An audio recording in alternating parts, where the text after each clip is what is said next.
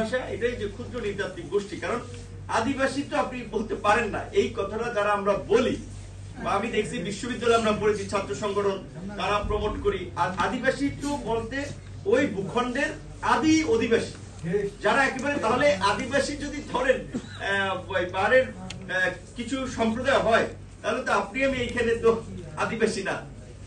এটার অনেক ধরনের মানে কমপ্লেক্সিটি কিন্তু আছে।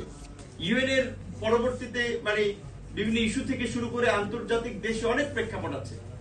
বাংলাদেশের তো এই তো বাঙালি ভারতীয়, বিশেষ করে এদিকে কলকাতা, ত্রিপুরা সহ আসাম টাসাম এগুলোকে নিয়ে বৃহত্তর বাংলা ভাষাভাষী মানুষের এই অঞ্চল নিয়েই তো মানে বিশেষ করে বাঙালি, এই অঞ্চলের মানুষের বাঙালি জাতীয়তাবাদ এবং এই অঞ্চলের মানুষের ভাষা বাংলা।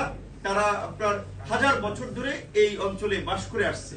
সেখান থেকে স্বাভাবিকভাবেই বিভিন্ন এই ক্ষুদ্র নৃতাত্ত্বিক গোষ্ঠীর আগমন হয়েছে। কেউ পাহাড়ে বাস করছে, কেউ সমতলে। যেমন আমার কলাপাড়ায়, পটুয়াখালীর কলাপাড়ায় আছে আপনার এই যে ক্ষুদ্র নৃতাত্ত্বিক গোষ্ঠীর কিছু সম্প্রদায় আছে, রাখাইন আছে। এখন তাহলে রাখাইন অল্প পিপল, এবং তারপরে যে নৌকায় থাকে মান্তা সম্প্রদায় বলে, তারা তো যারা মান্তা সম্প্রদায় তারা যাযাবর।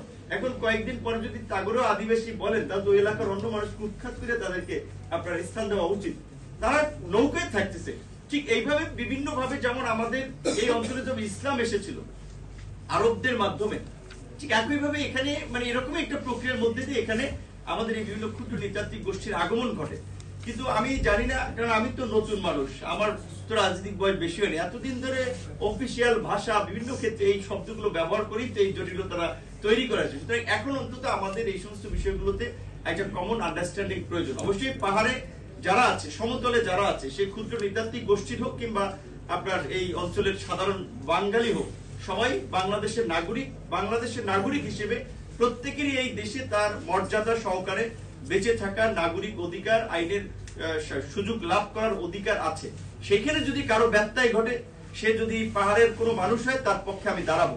কিন্তু এই পাহাড়ি বাঙালি এই বিভেদ এবং এই সংকটকে জিয়ে রেখে, যেটা আমাদের এই থয়েনচিং চাক বলল, যে নেতা তার মেয়ে বা নাতি পড়াইছে অস্ট্রেলিয়াতে, এবং আরো অনেকে আপনারা জানেন, এই সমস্ত নেতাদের কিন্তু পরিবার কিংবা তাদের কিছু টার্গেটেড পিপল বিভিন্ন দেশে পড়াশোনা করে আসে একটা লবিং তৈরি করার জন্য, ওখানে যাতে একটা নেটওয়ার্কিং হয়।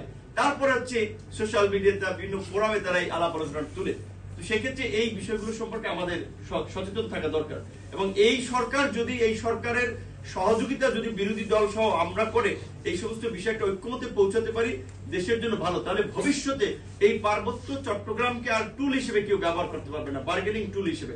এবং অবশ্যই আমি স্বরাষ্ট্র মন্ত্রী সহ সরকারের আমি ভিতরের একজন মানে ক্যাবিনেটের একজন সদস্য, কাজে আমার যেখানে কথা বলার সুযোগ আমি সেখানে বলবো। এবং আমি মনে করি এখানে অবশ্যই ড্রাস্টিক অ্যাকশন প্রয়োজন এই সমস্ত সশস্ত্র গোষ্ঠীগুলোকে নির্মূল করতে।